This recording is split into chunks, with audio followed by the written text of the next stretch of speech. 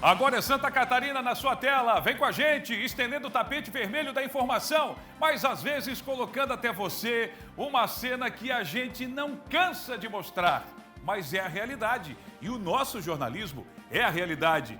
Ao meu lado aqui, Júlia Matos e uma grande equipe. Pode encher a tela, por gentileza, Mari, nossa produção. Isso aconteceu no centro de hoje, em Florianópolis. Finalzinho da Felipe Schmidt. Você pensa, né? Já vi essa cena antes. É claro que viu. São duas pessoas em situação de rua, brigando por volta de 3 horas da tarde. Você vê muita gente passando e o que chama a atenção é que tem muita gente que passa e nem dá bola, já mostrando como é que está a nossa realidade aqui na nossa cidade. Mas isso aí é em todo o estado de Santa Catarina. E a gente abre o nosso Tá Na Hora falando de pessoas nessa situação e com possíveis novidades também, né, Júlia? Boa noite. É isso mesmo, Cleiton. Boa noite para você, boa noite para o pessoal que está de casa. Obrigada por nos receber na sua casa, no seu espaço de conforto. Agora a gente vai com essas imagens que impressionam e com esse tema, pessoas em situação de rua, que é um tema discutido em todo o estado catarinense, sendo considerado inclusive um caso grave para alguns municípios. E para desenvolver possíveis soluções para esse tema, o governador Cleiton Jorginho Mello se reuniu com prefeitos de Florianópolis, Joinville, Blumenau e Itajaí nesta terça-feira. A repórter Sofia Gonzalez está ao vivo com a gente e tem mais informações. Olha só, Sofia, o que foi colocado aí nessa reunião com a presença de muitos prefeitos? Boa noite. Boa noite, Cleiton, Júlia, todos que nos acompanham. Então, estavam presentes, prefeitos desses municípios que a Júlia falou, grandes municípios aqui do estado, também representantes da Federação Catarinense de Municípios, a FECAM, e, é claro, membros aí do estado também para discutir justamente essa questão de um cadastro das pessoas em situação de rua aqui no estado, E toda vez que a gente vai produzir algum material, fazer uma reportagem sobre esse assunto, quando a gente vai questionar algum representante de órgão público, isso é sempre um problema levantado, Essa dificuldade de fazer realmente um levantamento de quantas pessoas em situação de rua estão, porque o número que é visto hoje, já não é o mesmo de amanhã, porque é uma população que realmente migra e trabalha aí, vai mudando de cidade, vai realmente fazendo esse deslocamento. Então, por isso, apareceu a necessidade de pensar mesmo em ações conjuntas, de uma forma estadual, Inclusive, essa já é a segunda reunião realizada sobre esse assunto. A primeira aconteceu na Casa da Agronômica em fevereiro, E aí, agora, então, para debater a criação efetivamente desse cadastro.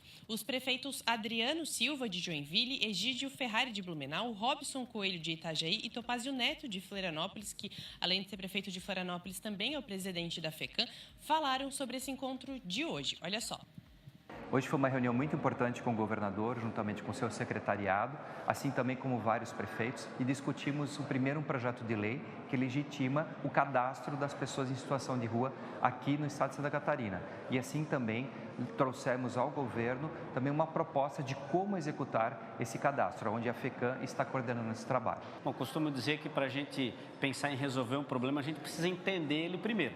Então, essa iniciativa do governo do estado de puxar e tomar também essa responsabilidade junto com os prefeitos para que a gente tenha um cadastro único de forma a entender quem são as pessoas, de onde vieram, por onde elas andam, também outros municípios que elas frequentam e quais são as ações sociais também que são beneficiadas. É de suma importância. Esse é o primeiro passo, muito, muito importante, que os municípios vão ter o apoio do governo do estado para a gente trabalhar essa situação das pessoas que vivem nas ruas para poder recuperar essas pessoas, trazer dignidade e assim cada município também trabalhando e fazendo a sua parte. Nós temos visto aí, de tempos em tempos, novas drogas chegando no mercado, as casas de recuperação todas lotadas, as cracolândias aumentando e nós temos visto que as lutas que têm sido feitas até agora não têm trazido um resultado efetivo, nem para a nossa cidade, nem para as cidades dos amigos prefeitos que aqui estão. Então, o que nós precisamos?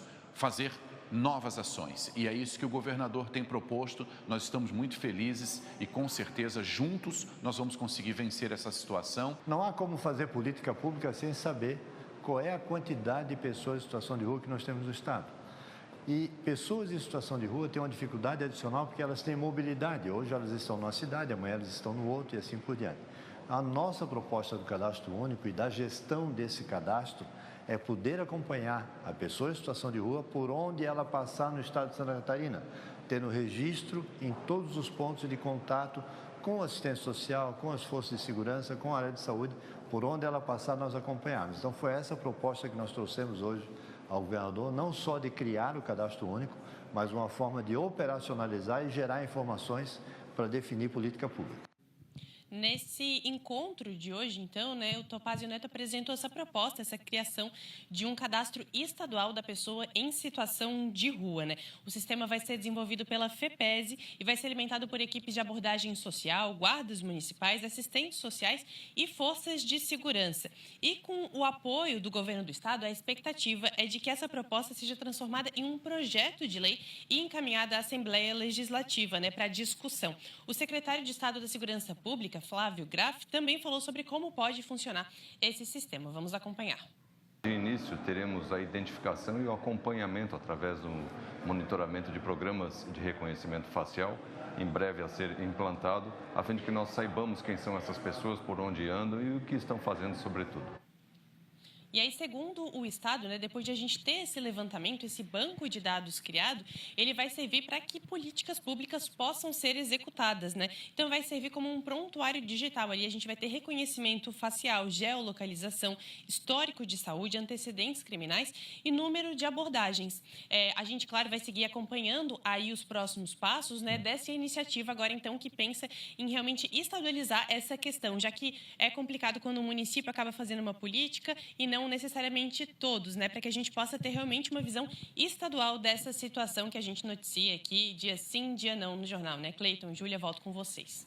Obrigada, Sofia, pelas informações. Está aí num pôr do sol lindíssimo, com um céu maravilhoso, Muito. Se vai continuar assim, daqui a pouquinho eu conto para vocês na previsão do tempo. Obrigada, Sophie. E realmente, pessoal, para vocês que estão assistindo de casa, parece ser algo simples, que é o cadastro dessas pessoas, mas é mais do que isso, é a unificação desse cadastro. Para a gente entender quem é você, por que no meu município você pede algo, no seu município você precisa de outro, quais são as necessidades dessas pessoas e, de fato, unir a tecnologia, Cleiton? Agora tem que ter uma política também mais incisiva, para tentar saber o histórico, além do cadastro, que é importante, para diminuir isso aqui. Porque eu notei, daqui a pouco até vou debater com o Roberto Azevedo, eu não vi ali representantes do Ministério Público, porque o Ministério Público já deu a entender, inclusive até no ponto e contraponto com o Roberto Azevedo, que existem aí possíveis ônibus trazendo muitas pessoas nessa situação para vários lugares, ou seja, até de municípios aqui do nosso estado, para Floripa, daqui para lá, não acredito, mas muita gente veio para cá. Então, isso aí é só a ponta do iceberg para a gente tentar mudar esse cenário. Porque se já tem gente assim, cadastrada, imagina quantos, O último levantamento tinha quase 2.000 pessoas em situação de rua, só em Floripa. Esse era o número quando as pessoas começaram a chegar. Hoje, nossa, tem muito mais. Certo, Júlia? Inclusive, esse problema precisa ser resolvido, assunto para o Roberto Azevedo. Ô, Roberto, eu sou obrigado a falar, Roberto, se você me permite. Me dá uma luz aí para entender. Eu não vi o prefeito de São José aqui? Tem outra ausência forte também. Tem duas ausências. O prefeito de São José, que é do PSD, e o prefeito de Chapecó, João Rodrigues, que tem uma das melhores soluções para esse problema de pessoas em situação de rua no estado de Santa Catarina. Está na hora de despir essa questão partidária, porque não é nem ideológica, eles são da mesma ideologia. Exato. É partidária. Vamos pegar os bons exemplos. Agora, o que me agrada, de uma maneira geral, neste tipo de abordagem que está sendo feito da pesquisa, é que o problema está sendo resolvido coletivamente, ou a tentativa de resolver é coletiva. Não adianta ter uma solução para São José na Grande Florianópolis e não ter para a capital, não ter para Palhoça, não ter para Biguaçu, não ter para Joinville e os municípios que estão no entorno, ou Blumenau, que também é uma região conurbada, Indaial, Timbó, Pomerode, Gaspar, do outro lado, chegando até Brusque, não é tão longe assim. Então, tem que se achar uma solução coletiva, porque senão você vai estar enxugando gelo aqui, apagando incêndio lá. Daqui a pouco, uma situação não se completa. Essa é a segunda reunião. A primeira reunião foi dia 26 de fevereiro, ou seja, pouco mais de um mês depois, voltam a tratar do assunto. Agora vai virar um projeto de lei para se ter uma estrutura para fazer em todo o estado. Mas volto a insistir, não é assunto para separar quem é meu aliado e quem não é. É assunto para se tratar coletivamente. Não interessa porque nós estamos falando de grandes cidades. São José hoje é a 4ª maior cidade de Santa Catarina, a quinta economia, tem que estar presente na discussão. Chapecó também. Não é porque não é do partido, porque é adversário do governador, que isso é nuances da política, não é um trato feito, não é nada estabelecido. Tem que tratar o assunto globalmente, já que a FECAM está no assunto, né? Pode colocar rapidamente, viu, irmão? Só a cena daquele pessoal brigando, porque dentro disso que o Roberto está colocando aí, ô Roberto, a gente notou a ausência de São José, do prefeito Orvino, e do João Rodrigues em Chapecó. Mas o prefeito de Itajaí falou sobre a Cracolândia. E a gente, quando ouvia falar em Cracolândia, lembrava só de São Paulo. Né? Hoje se espalhou para o Brasil inteiro. E justamente São José e Floripa é que a gente tem considerada a maior Cracolândia dessa região, que é aquela divisa. Ou seja, mais do que nunca, os dois deveriam estar juntos aqui, né? O prefeito de São José debatendo com o de Floripa, junto com o governador, né, Roberto? Uma questão é você não convidar, porque o momento é de preparação. Mas em alguma fase vão ter que estar esses atores juntos, porque eles conhecem o problema melhor do que ninguém. E a solução coletiva, que é a melhor saída, porque não tem como você fazer isso separadamente, tem que ser abordada também do aspecto republicano, sem divisões partidárias. Boa, Roberto. Boa pitada. É apenas o começo. Daqui a pouco o Roberto volta aqui no nosso Tá Na Hora. Agora, a gente vai falar sobre vandalismo em Gaspar. Adolescentes são flagrados jogando pedras contra um flutuante, que é um equipamento de captação de água. É cada uma. Olha só. Eita, molecada sem noção, não? No meu tempo eu ia jogar bola, ia brincar de rolimã. Olha só, que orgulho para o pai ver uma cena como essa, Natiele Oliveira. Traz detalhes aí, boa noite para você. Boa noite, Cleiton, Júlia e a todos que nos acompanham. Isso mesmo, esse grupo de 6 adolescentes foram flagrados, então, vandalizando essa estrutura, essa bomba de captação de água que fica dentro do rio Itajaí-Açu, no centro de Gaspar. E nas imagens de uma câmera de segurança, a gente pode ver que o grupo, além, então, de atirar pedras nesta estrutura, também conseguiu estourar uma corrente que prendia uma bateira ali, então lançou a deriva no mar, mas já foi resgatada pelos bombeiros. Conforme o SAMAI, a estrutura vai precisar passar por uma vistoria para ver se houve algum dano e, enfim, uma posterior manutenção. E ainda de acordo com a autarquia, essa atitude desses 6 adolescentes configura como crime contra o patrimônio público, além de possivelmente possa afetar o abastecimento de água da cidade por ser, então, uma bomba de captação de água. O prefeito da cidade, Paulo Queirich, ele divulgou um vídeo nas redes sociais onde ele comenta mais sobre essa situação. Vamos acompanhar. Isso significa dizer que, com este ato de vandalismo praticado contra o patrimônio público, todo o município de Gaspar, principalmente a área central e bairros próximos, estariam e estão sujeitos à falta d'água. Porque o que estavam fazendo aqui é depredação.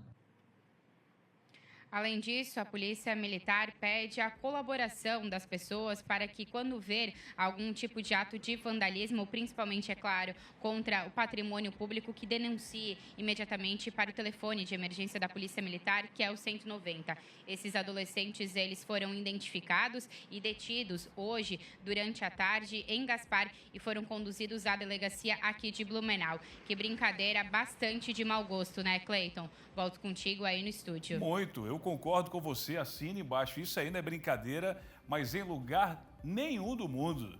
Tanta coisa boa para fazer, né? E olha que na nossa geração e outras aí também, a gente não tinha essas opções que temos hoje. Tem tanta coisa boa para fazer, você vai perder o tempo jogando pedra. É uma menina que está ali junto, não? É uma menina, irmão? Tem ali uma menina ali junto que eu vi correndo ali uma hora? Mas olha só que cena, que coisa, né? Olha o prejuízo que pode causar aí para a sociedade, para essa região. Meu pai, lamentável. Olha que susto, hein? Imagina você tá chegando no aeroporto, pensa, viagem tranquila, aquela coisa toda. Aí, de repente, você vê que o avião aterrissou. Mas o que está acontecendo? Não está parando? Como assim? Pois é. O aeroporto de Chapecó foi reaberto no fim da manhã de hoje, após ficar algumas horas fechado por causa do incidente com o avião da empresa Latam. A aeronave com 107 passageiros e 5 tripulantes derrapou na pista, causando o desespero de quem estava a bordo. Bora conferir a reportagem. Este vídeo, divulgado por uma passageira, mostra o desespero de algumas pessoas quando o avião da empresa Latam ultrapassa o limite da pista durante um pouso no aeroporto de Chapecó. Meu Deus!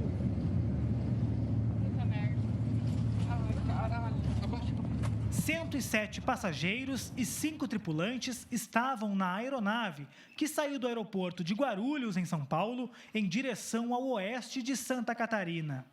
Dentro do voo estava este publicitário de Chapecó. É um susto muito grande, fé em Deus sempre. Quando a gente está dentro de um avião, a gente está nas mãos da aeronave, né? Nas mãos do piloto e da aeronave. Então, foi isso.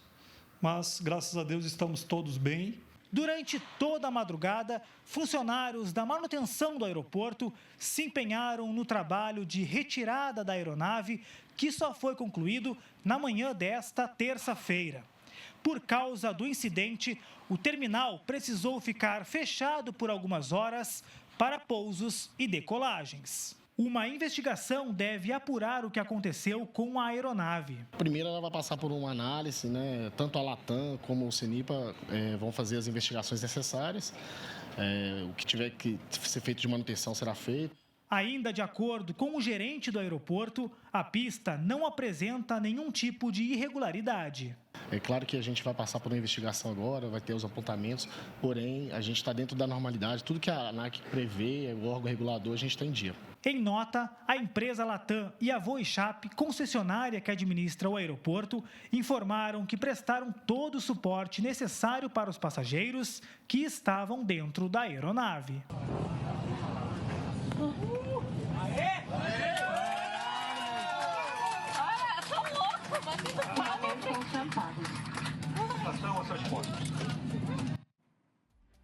Na cidade de Corupá, no norte do estado, um piscicultor teve um prejuízo de quase 300 mil reais com a morte de mais de 70 mil peixes. Segundo o produtor, pessoal, uma falha em um disjuntor e a demora da Celesc foi o que causaram a morte dos animais. Vocês acompanham agora na reportagem. As últimas horas foi de muito trabalho na propriedade do Edson. O piscicultor teve que montar uma força-tarefa para limpar as lagoas e enterrar os mais de 70 mil peixes que morreram, por causa de uma falha no equipamento que gera oxigênio na água, onde os animais da espécie tilápia eram criados. É triste, né? Muito triste. Não tenho nem o que falar, né?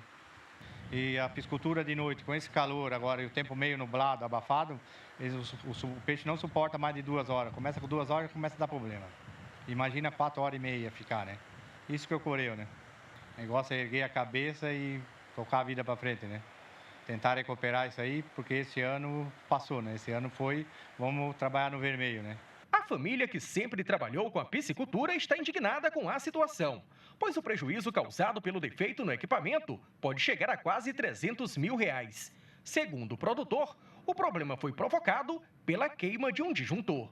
Um problema que, segundo o piscicultor, poderia ser evitado, mas acabou se agravando por causa da Celesc, que demorou para resolver a situação. Segundo ele, foram inúmeras as tentativas de contato com a concessionária, que só veio ao local horas depois do equipamento apresentar defeito. Investimentos de mais de 25 anos que morreram junto com os peixes. Uma situação que causa revolta e tristeza em quem passou toda uma vida se dedicando a este tipo de produção.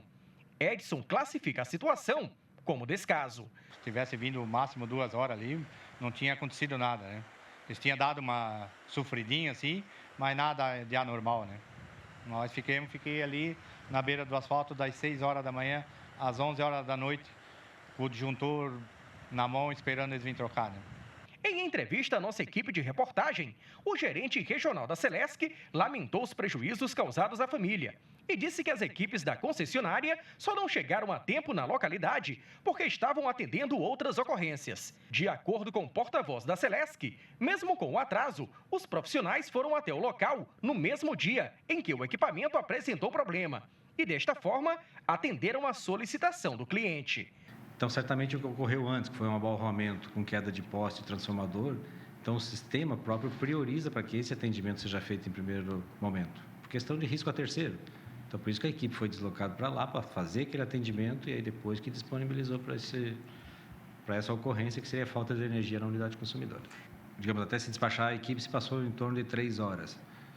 A partir disso, a equipe se deslocou, foi lá no local da reclamação e constatou que a falha, de fato, foi no disjuntor da instalação do cliente. Aí, como o cliente tinha o disjuntor para substituição, ele forneceu esse disjuntor e a equipe fez a substituição.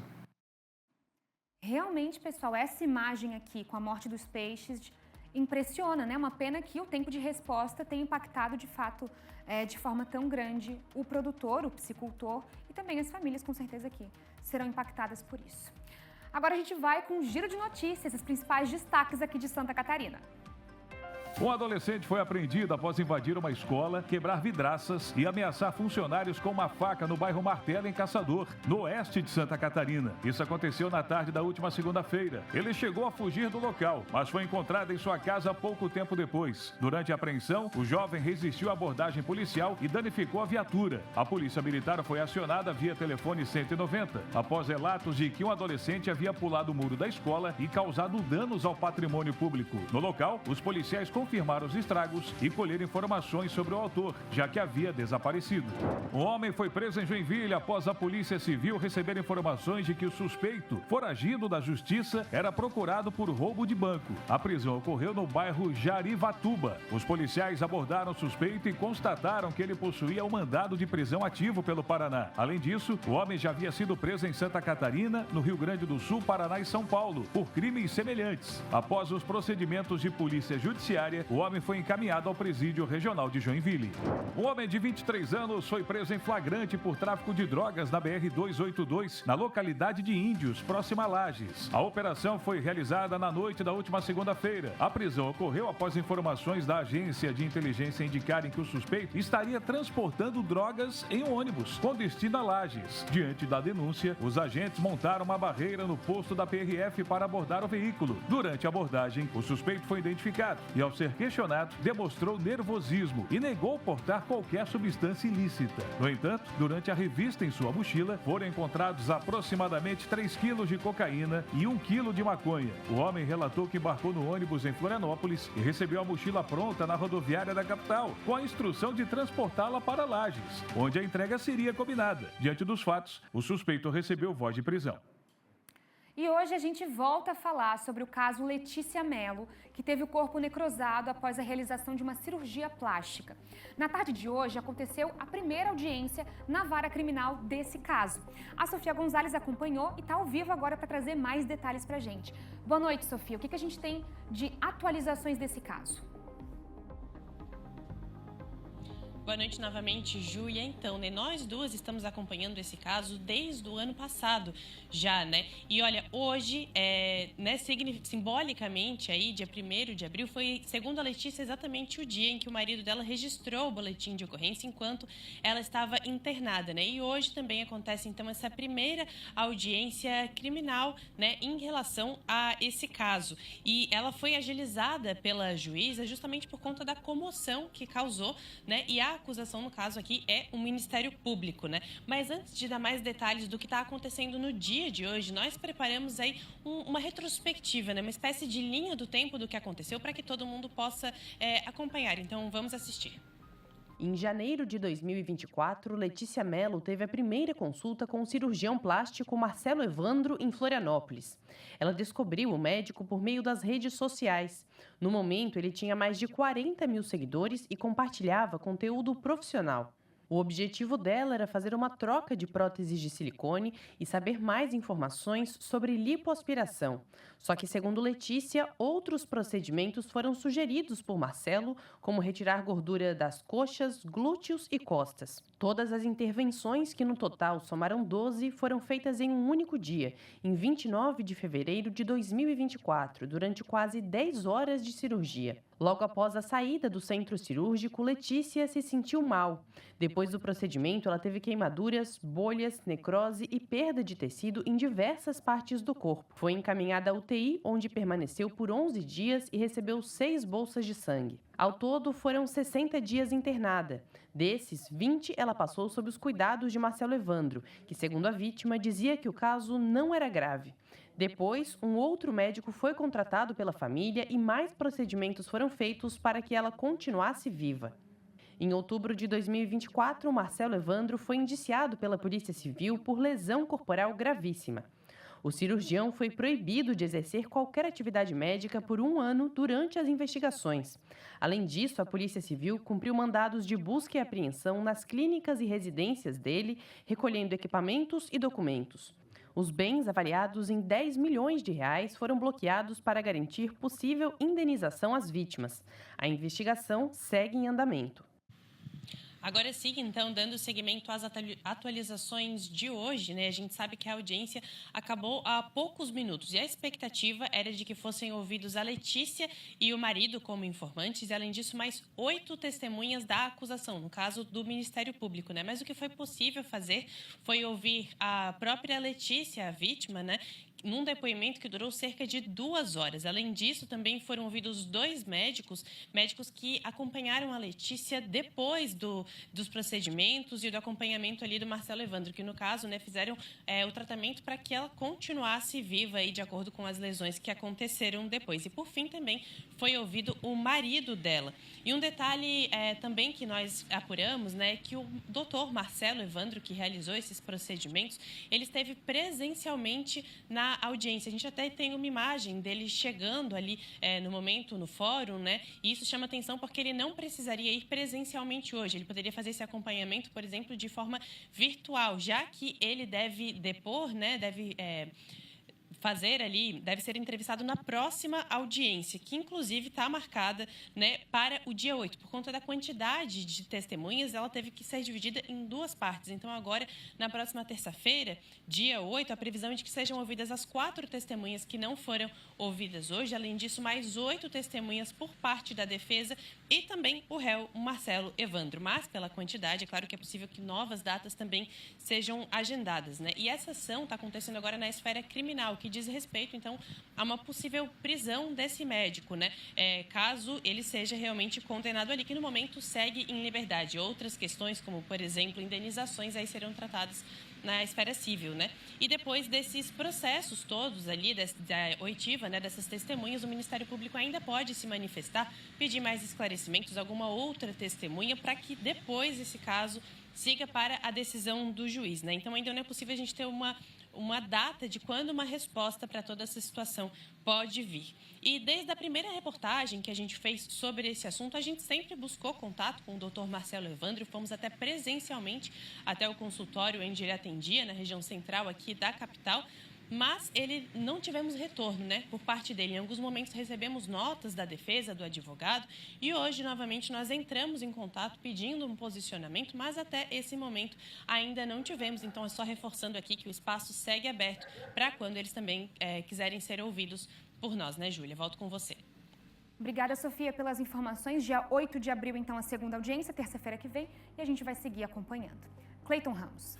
Obrigado, Júlia. 19 horas? Não.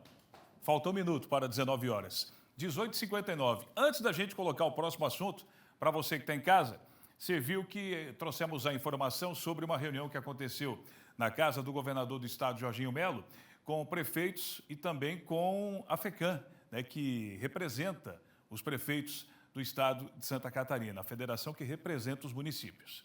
E a gente notou, nas cenas que foram mostradas, a ausência de 2 prefeitos importantes para debater esse assunto. O prefeito de Chapecó, João Rodrigues, e também o prefeito Orvino de São José. Pois bem, a gente já acionou as 2 assessorias.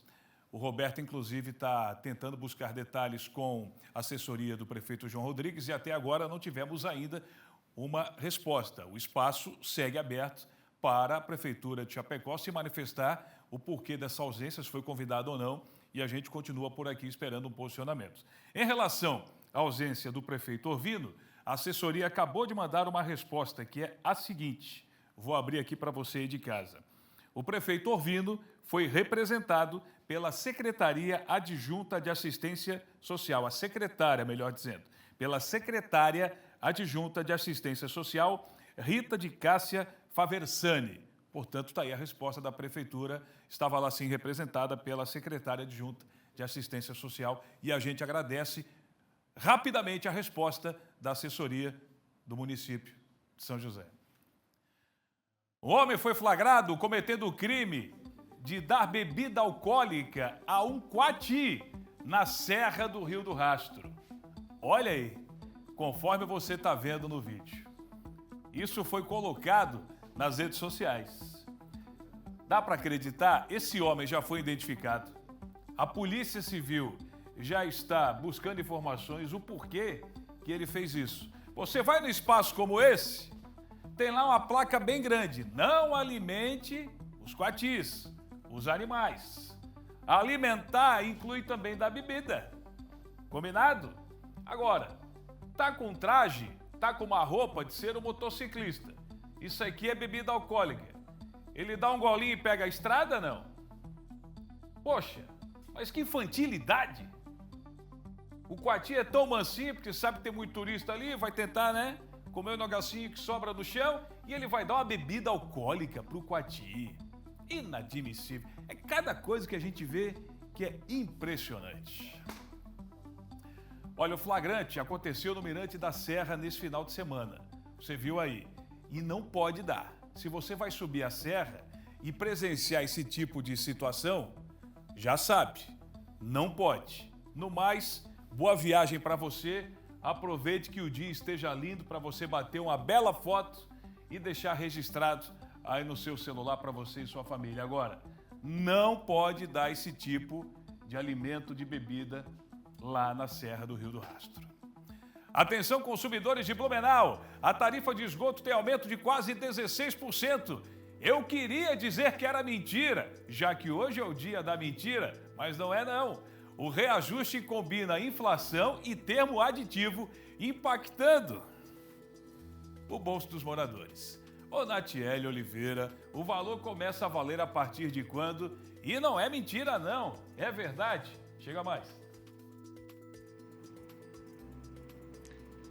Não é mentira não, esse reajuste é verdade. A partir de hoje, então, os moradores aqui de Blumenau precisam ficar atentos porque esse aumento significativo vai impactar diretamente no bolso do consumidor. Isso ocorre devido a um aumento, ao reajuste, né, que combina tanto a inflação, a correção da inflação, com um adicional de 10,72%, totalizando, então, um incremento de quase 15,9%.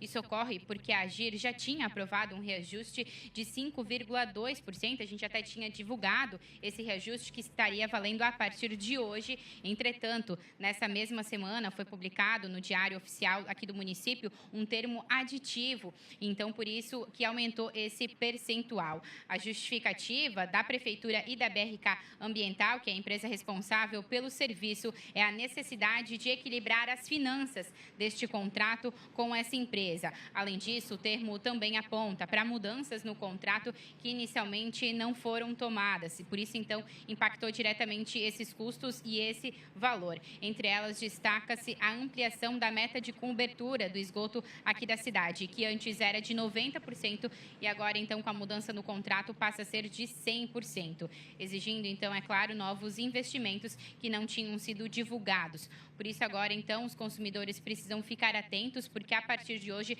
já está valendo esse aumento de quase 16% na tarifa de esgoto aqui da cidade, que vem junto, então, com a tarifa da água. Cleiton, volto contigo aí no estúdio.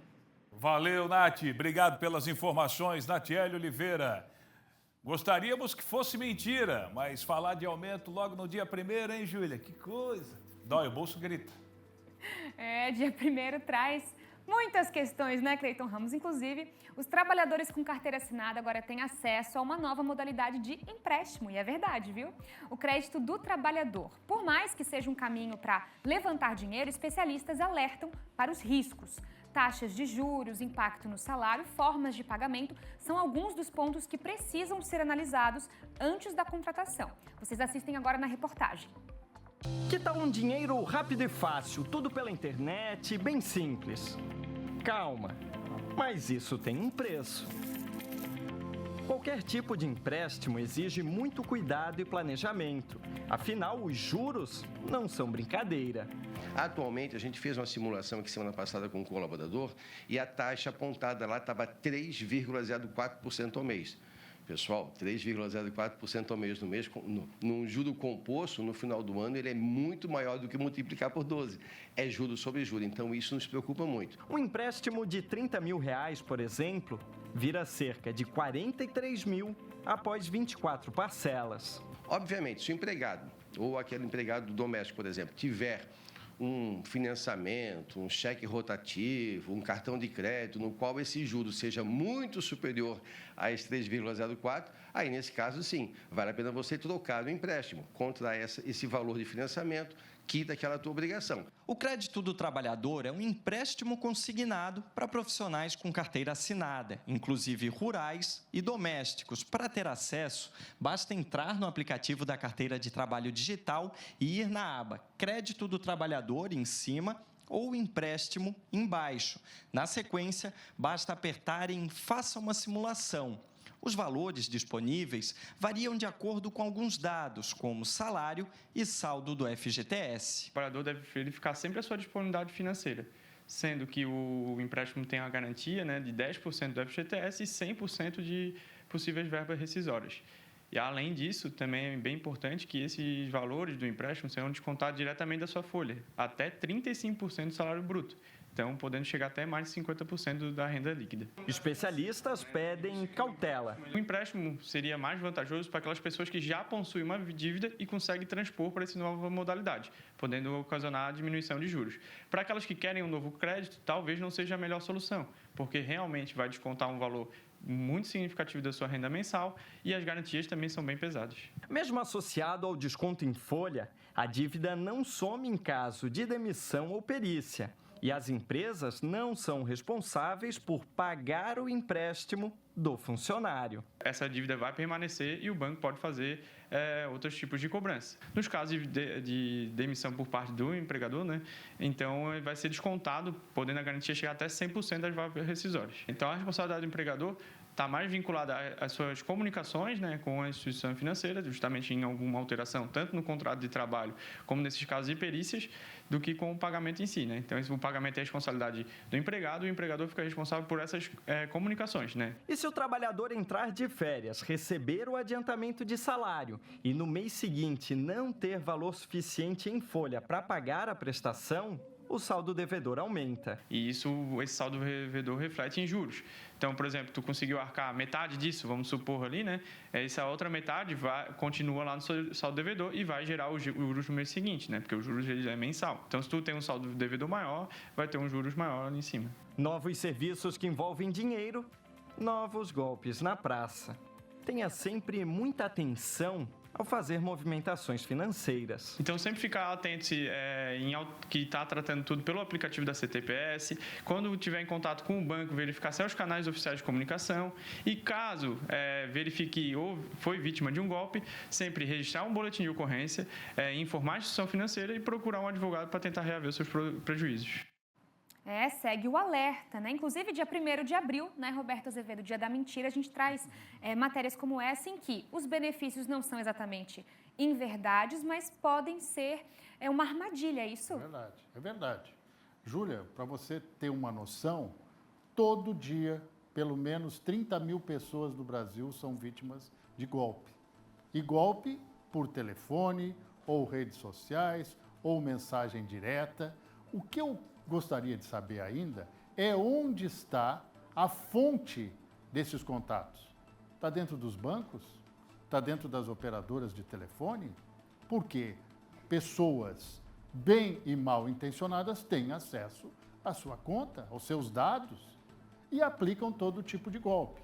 Na realidade, o que está faltando é uma proteção para o cidadão, uma proteção genérica, porque a gente sabe que hoje em dia a gente recebe a ligação daquele 0303, você bloqueia o telefone, eles mudam um dígito do aparelho e voltam a te ligar. Possivelmente até no mesmo dia.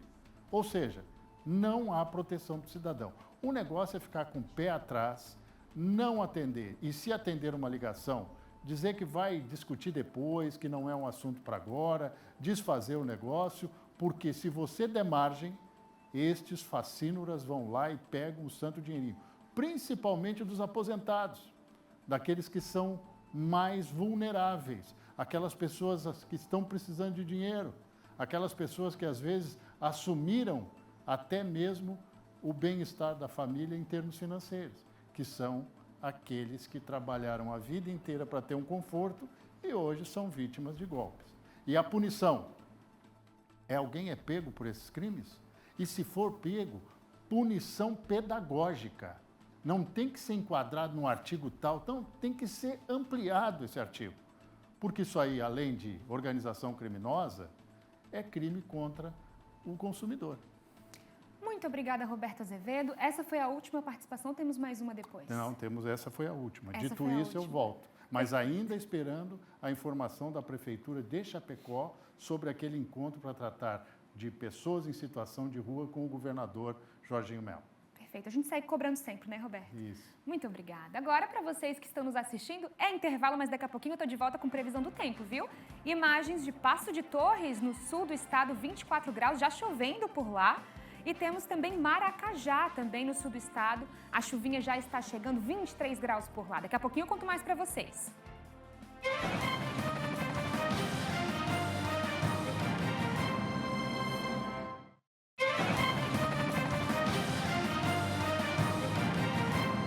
Está na hora de agradecer o seu carinho, você que está com a gente, 19 horas e 14 minutos. Daqui a pouco temos a previsão do tempo. Será que a chuva vem? Mas está na hora de agradecer também 2.262 pessoas nesse momento acompanhando a gente através do YouTube em muitos lugares do mundo. Vamos que vamos, porque está na hora. A Prefeitura de Jaraguá do Sul, no norte do estado, quer regulamentar o uso de veículos individuais elétricos no município, como aconteceu recentemente aqui na capital. A intenção é ampliar a fiscalização desses veículos elétricos em ruas e avenidas da cidade. Ô Renato Santos, traz detalhes pra gente agora. Tu já andou no veículo desse, num patinete, algo assim, ô Renato? Eu até agora ainda não andei não, Renato. Também não andei, viu, Cleiton? E já te digo, acho que nem conseguiria, viu? Pois é, estamos aqui na Via Verde, Cleiton. Aquele parque que a gente já chegou a mostrar aqui no nosso jornalismo é o único no Brasil, aqui em Santa Catarina, depois de Curitiba, que foi feito realmente para alagar, exatamente isso. Mas a gente veio aqui para falar desse assunto importante que está sendo amplamente debatido junto com a comunidade e também a Câmara de Vereadores. Foi levado para aquela Casa de Leis para ser debatido. Primeiro, Cleiton, é que o número de reclamações de pessoas que andam de qualquer jeito nesse tipo de transporte, scooters, bicicletas elétricas, patinetes, tem aumentado bastante aqui em Jaraguá do Sul. E os acidentes, consequentemente, aumentaram também. Diante disso, a Prefeitura criou esse projeto, foi apresentado na Câmara de Vereadores para regulamentar esse tipo de serviço. Aqui do meu lado, o diretor de trânsito de Jaraguá do Sul, o Gilmar, que vai falar com a gente, né, Gilmar? Afinal de contas, é um assunto delicado, mas que interessa a toda a comunidade, principalmente quando diz respeito às leis de trânsito, é isso? Perfeitamente. Boa noite a todos. Nós fizemos uma minuta de um projeto de lei e estamos encaminhando para a Câmara de Vereadores para regulamentar o uso dos autopropelidos e equipamentos de mobilidade individual aqui no nosso município.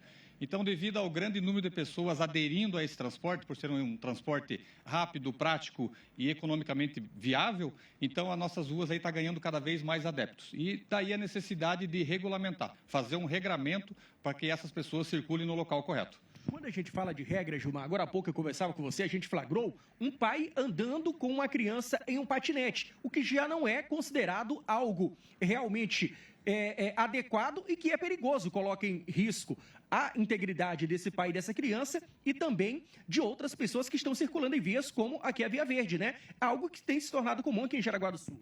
Perfeitamente. Eu acho que precisa sim passar por um processo de conscientização dos usuários, tá? Mas a questão do autopropelidos, que é o patinete, ou as scooters, é um equipamento de mobilidade individual. Então, assim, o patinete ele já é ruim de se equilibrar sozinho. Você imagina com uma criança. Então, o risco é muito grande, tanto para eles que estão circulando, quanto para todas as pessoas que circulam no entorno. Então, quando o pessoal está circulando numa ciclovia, numa ciclofaixa, a gente não sabe para onde eles vão seguir. Então, gera aquela insegurança em todo o entorno. Então, e está ocorrendo alguns pequenos acidentes, tanto em Jaraguá do Sul, quanto no estado de Santa Catarina. E agora os municípios precisam, sim, regulamentar, porque temos uma normativa do CONTRAN, que é a 996 de 2023, onde cabe agora aos municípios adequar a sua realidade a essa resolução.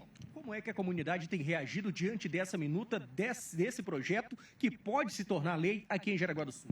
A nossa comunidade ela está aguardando isso há muito tempo, por conta do grande risco que está acontecendo com as pessoas. Então, ela está tornando um local inseguro circular tanto nas vias, na calçada, quanto ciclovia, ciclofaixa. Então, nós estamos tendo aí muitas pessoas usando esses equipamentos de forma errada. Então, por esse motivo, é que a gente vai discutir, sim, esse regramento com a comunidade. Tá bom, muito obrigado, Gilmar. Está aí, portanto, o diretor de trânsito de Jaraguá do Sul falando a respeito desse assunto.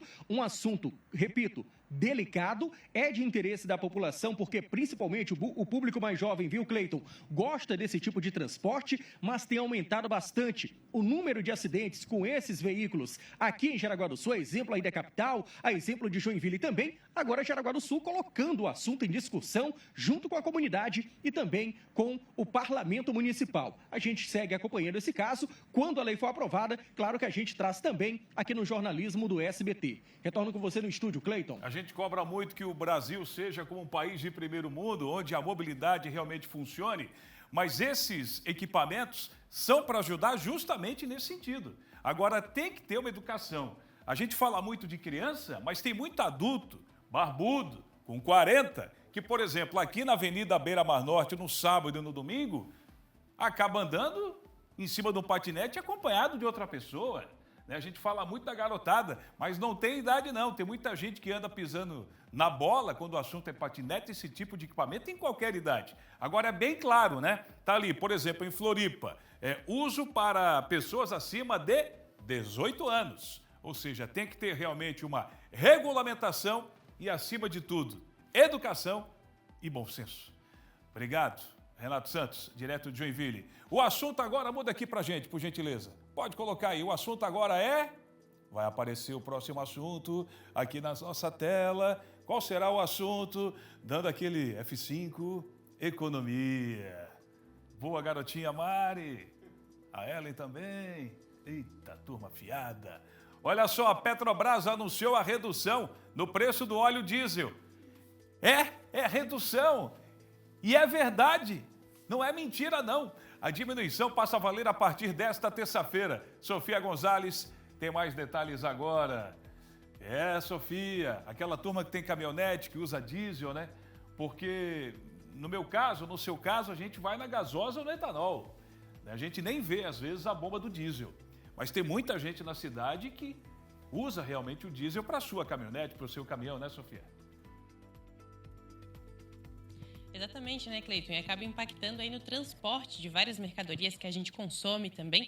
Então, de uma maneira ou de outra, acaba impactando a vida de todo mundo, né? E foi anunciada, então, uma redução de 17 centavos por litro no preço do óleo diesel. Isso representa uma diminuição de mais de 4,5% e passa a valer a partir de hoje, terça-feira. Esse anúncio foi feito ontem, mas passa a valer, então, a partir de hoje. Fazia bastante tempo que a gente não tinha uma notícia como essa, né, de diminuição aí no preço do diesel. O novo valor do combustível vendido às refinarias será, em média, de R$ 3,55. E lembrando que o diesel que é vendido nos postos, né, na verdade, é composto por uma mistura de 86% de diesel A e 14% de biodiesel. Então, a parcela da Petrobras no preço ao consumidor vai ter uma redução aí de 15 centavos e passa a ser de R$ 3,05.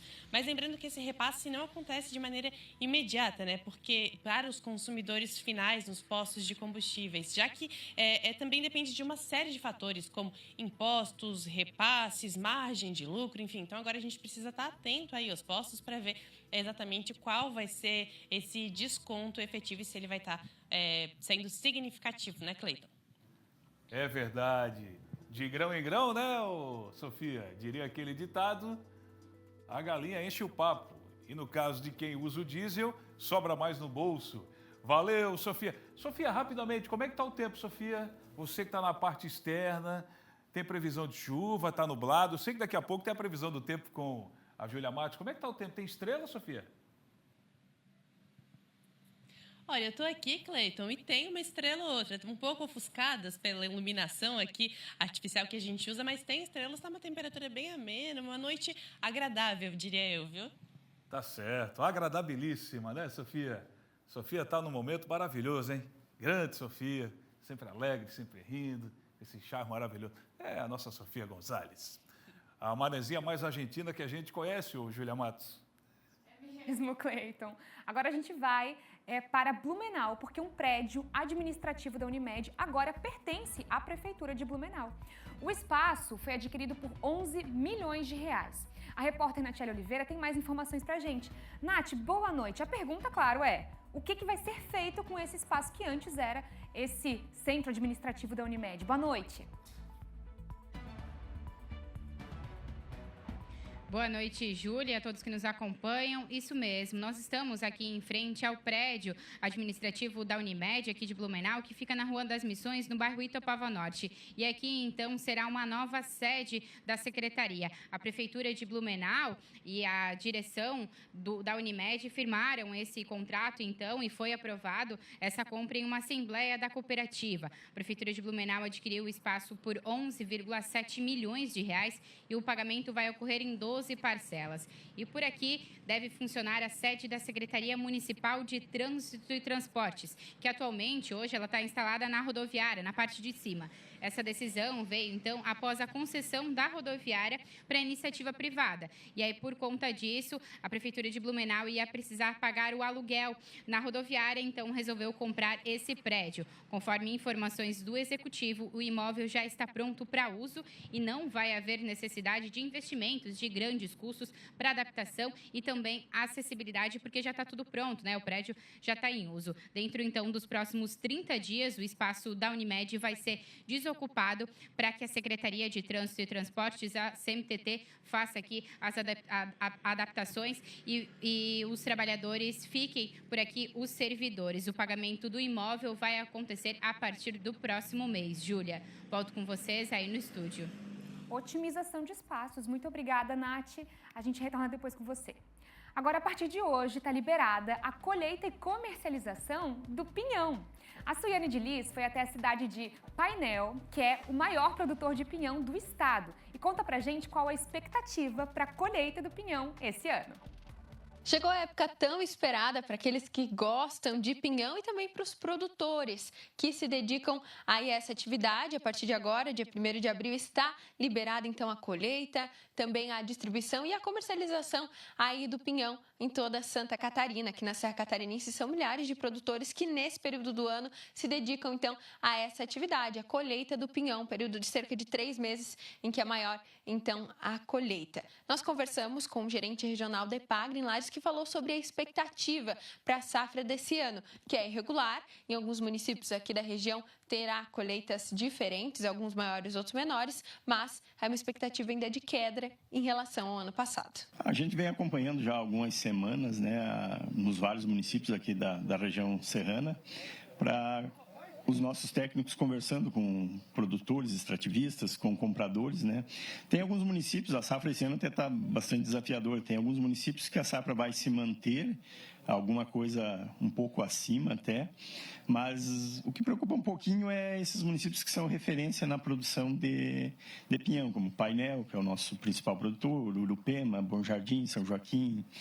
Nesses está se desenhando uma redução aí em torno de 30% a 35% na produção em relação ao ano de 2024. O secretário de Agricultura do município de Painel, maior produtor de pinhão de Santa Catarina, também falou sobre a expectativa de uma safra menor para esse ano. Apesar de a gente acreditar que ele vai ter um certo decréscimo, só que isso vai se sobrepor com o preço, né? Acreditamos que o preço vai se manter e vai trazer um retorno gratificante a todos os produtores. A nossa expectativa não é uma safra grande, vai ser uma safra média, né? Não, em proporção aos outros anos ela é bem menor, eu acho que uns 50% menos que o ano passado, mas a nossa expectativa é do preço.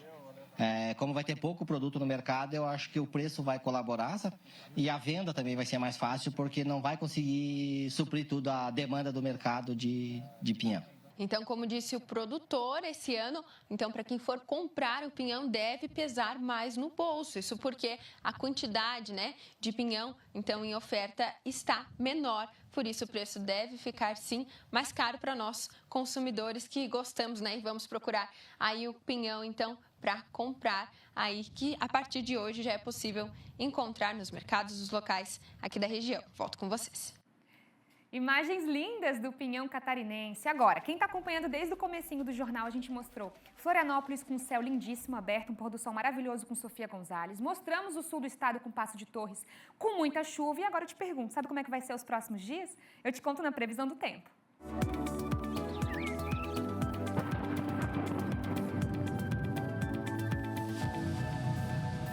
A quarta-feira será de tempo instável em Santa Catarina, viu? No oeste, a chuva chega lá pela manhã e no restante do estado o sol aparece entre as nuvens, mas há chance de chuva e temporais isolados já à tarde e à noite. As temperaturas, pessoal, ficam entre 15 e 21 graus de manhã e à tarde esquenta um pouquinho, tá? Vai chegar a 32 graus no litoral sul e perto dos 30 nas demais regiões. O vento sopra de nordeste com rajadas em alguns pontos, não precisa ter o alerta com relação a vendavais ou algo assim. E com a formação de uma nova frente fria, o risco de temporais é alto na metade leste do estado, podendo causar alagamento, queda de árvores e danos na rede elétrica. Então fica aí a preocupação para o pessoal. No restante do estado, o risco é moderado, viu? A gente vai dar aquele giro em Santa Catarina com as regiões. Máxima de 24 graus aqui no extremo oeste, a gente já vê que é uma das menores temperaturas desde metade da semana passada, mínima de 17 graus. Vale do Itajaí com máxima de 31, mínima de 17, máxima de 29 e mínima de 17 também aqui na Serra Catarinense. Norte de Santa Catarina com 28 graus a máxima, 16 a mínima. Aqui no litoral, olha só a distância, viu? Mínima de 17 graus, aquele comecinho da manhã, e 32 graus a máxima já no finalzinho da tarde. A gente nota essa diferença de máxima e mínima, principalmente agora na mudança de estação. E sul de Santa Catarina com máxima de 31 graus. Agora, as cidades escolhidas por vocês que estão aqui na nossa previsão. A gente tem aqui separadinho São José, na Grande Florianópolis, com máxima de 30 graus. Não deve abrir chuva até o final do dia em São José. Campo Alegre, com máxima de 25. Chuva já deve continuar começar no começo da tarde. Araranguá, com máxima de 27 graus. Blumenau, com máxima de 31. E Concórdia, com máxima de 23 graus. A gente vai agora para o intervalo, ficam imagens de Florianópolis para vocês, olha só, aquele trânsito Via Expressa Sul no finalzinho da tarde, daqui a pouquinho a gente volta.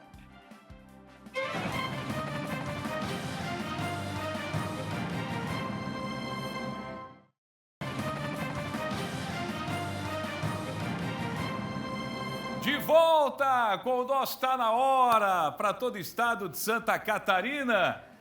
Agradecendo a sua audiência, você que ficou com a gente até agora. Encerramos o programa Imagens de Florianópolis. Vamos encerrar o programa? Não, ainda não, pessoal. É 1º de abril. Peraí, pessoal. A gente tem muito assunto. Eu não poderia deixar escapar a brincadeirinha. E vou te falar, Cleiton, sabe quem que adora um 1º de abril? Quem? Os meus avós. E qual falando, o nome? Seu Dedé e Dona Zita. Seu Dedé e Dona? Adoro. Zita. Tá, e a família Oliveira, que é do seu pai?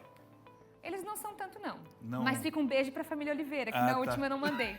Eles adoram o 1º de abril. E falando em idosos, pessoas da terceira idade, esse pessoal tem mais energia que a gente, tá? Mais vontade que aprender que muito jovem por aí. Mas a disposição é algo fora do comum. Essa turma aqui, até porque essa turma também já ralou muito, merece uma qualidade de vida melhor. Já começa a diminuir um pouco a preocupação e você acaba se concentrando naquilo que dá prazer, ou seja, conhecimento é um deles. É isso mesmo, em Criciúma, idosos entraram para um grupo, olha só, de inclusão digital. Vocês vão ver tudo agora.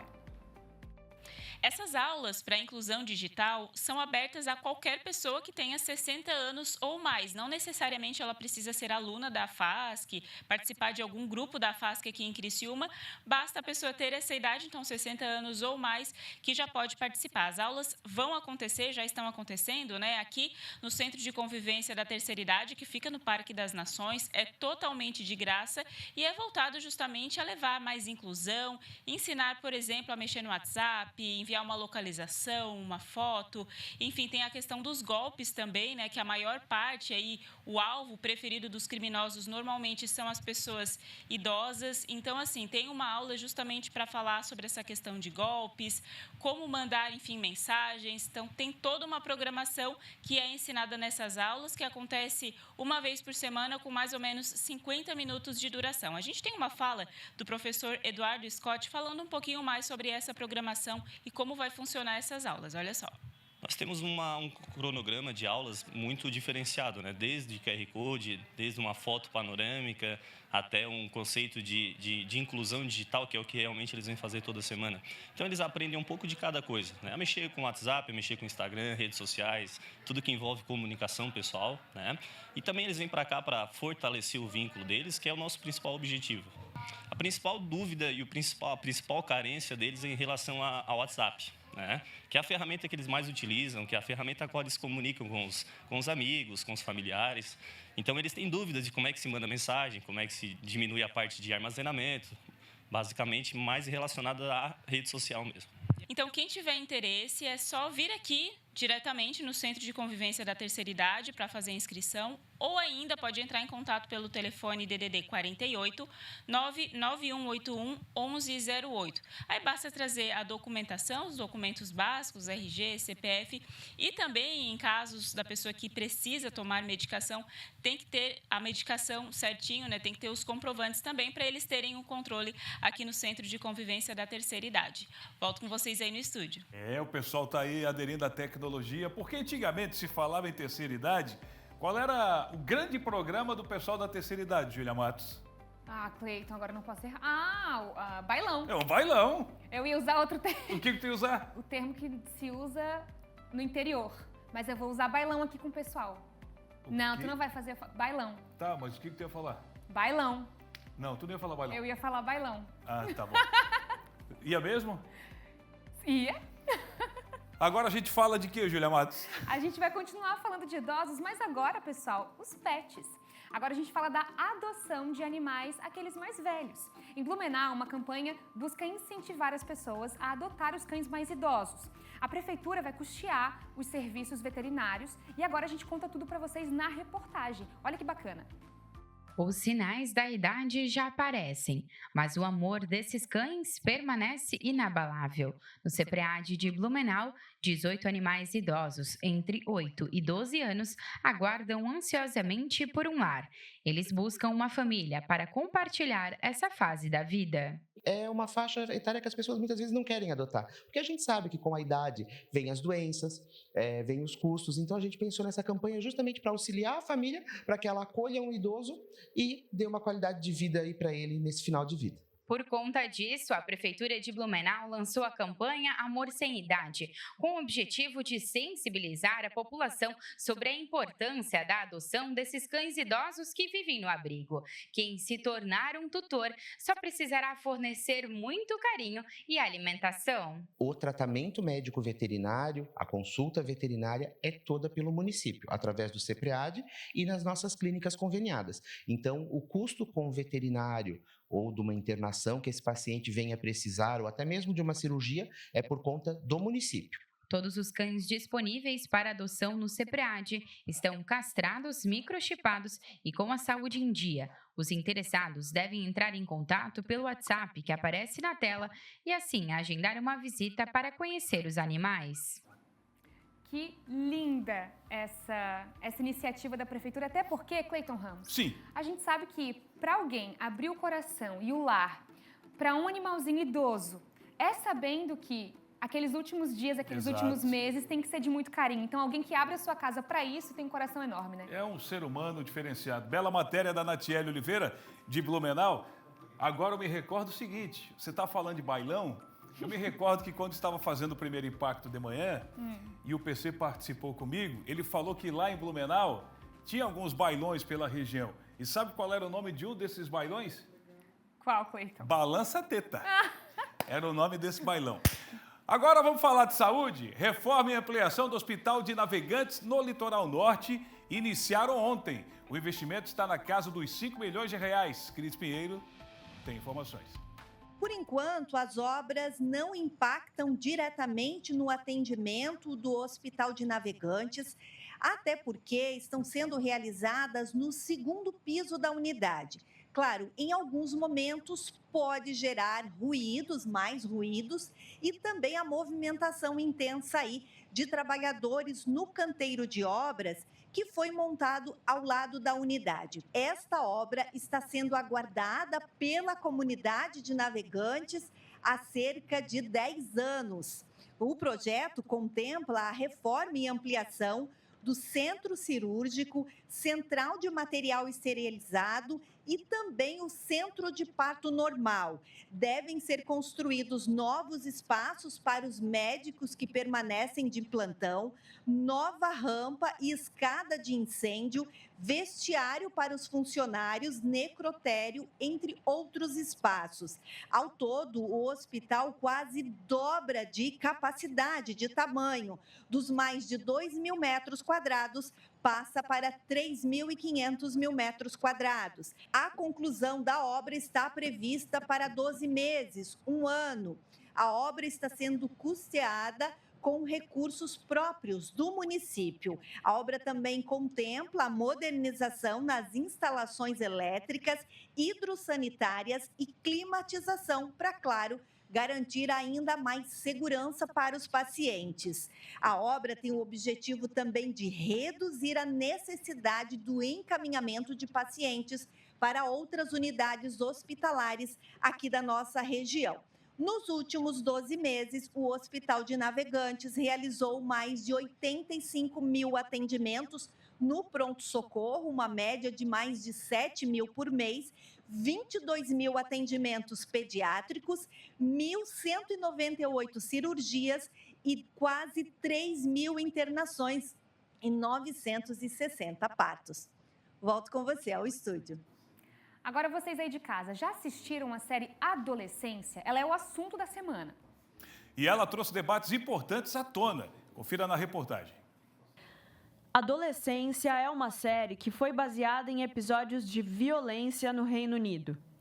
A história fala sobre um menino de 13 anos que é acusado de matar uma colega de escola. Em torno da narrativa surgem questões como misoginia e masculinidade, mas principalmente sobre como identificar comportamentos de alerta em adolescentes. Nesse caso, na adolescência, né, que é muito comum, acontece muito dos adolescentes passarem por essa fase de um jeito mais isolado da família, porque tem muita transformação acontecendo, nem sempre o adolescente vai se sentir ouvido, acolhido no lar pelos pais, que vão estar na correria do dia a dia, no trabalho. Então, eles talvez tenham dificuldade até mesmo de compreender os desafios que o adolescente está passando. Então, uma série dessa traz aí uma ebulição de reflexões, sim, né, sobre a questão da violência, sobre a questão, assim, de qual que é o papel dos pais nessa fase da vida de uma pessoa. Então, acho que é uma série muito bem-vinda aí para o momento atual. A série traz à tona os dramas da adolescência e também as principais dificuldades enfrentadas por pais e escolas para lidar com problemas complexos,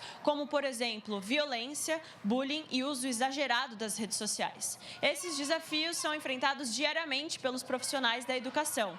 Josane, quais são os principais? Bem, trabalhar com adolescentes e com jovens já é um desafio constante. Né? Eles têm todas as informações prontas, eles estão acessando diretamente as redes sociais. Então, qual é o papel da escola? O papel da escola é fazer a orientação desses adolescentes aqui no campo escolar, em parceria com a família. Porque a verdade é que os adolescentes hoje em dia, eles têm uma gama de informações, né? Amizades em todos os lugares, em todas as redes sociais. Então, a orientação tanto da escola como da família é sempre muito importante. A prevenção precisa ser feita em casa e, segundo este psicólogo, é preciso se atentar aos detalhes, analisar comportamentos e, aliado a tudo isso, buscar pontos em comum nas conversas diárias. Questões que sejam de interesse, né? Às vezes música, esporte ou conteúdos que sejam do interesse do adolescente podem ser pontes, conexões aí muito importantes para que os pais se aproximem para uma temática que é do interesse do adolescente e, a partir disso, comecem a mapear melhor como é que está a vida desse adolescente, né? Se está muito isolado socialmente ou não, se ele tem amigos, se não tem. E para a coordenadora desta escola, o conceito de empatia precisa estar enraizado. A gente trabalhar a nossa saúde mental é importante também trabalhar a nossa e a do outro, porque na verdade a escola é o ambiente onde os jovens se socializam. Aqui eles trocam informações, eles trocam várias coisas entre eles. Então aqui é um momento em que o jovem está com o jovem, então ele tem que aprender a respeitar e a entender ele e o outro. Que lindo, hein? Obrigado pela sua audiência. Obrigado, Júlia. Obrigada, Cleiton. Até amanhã.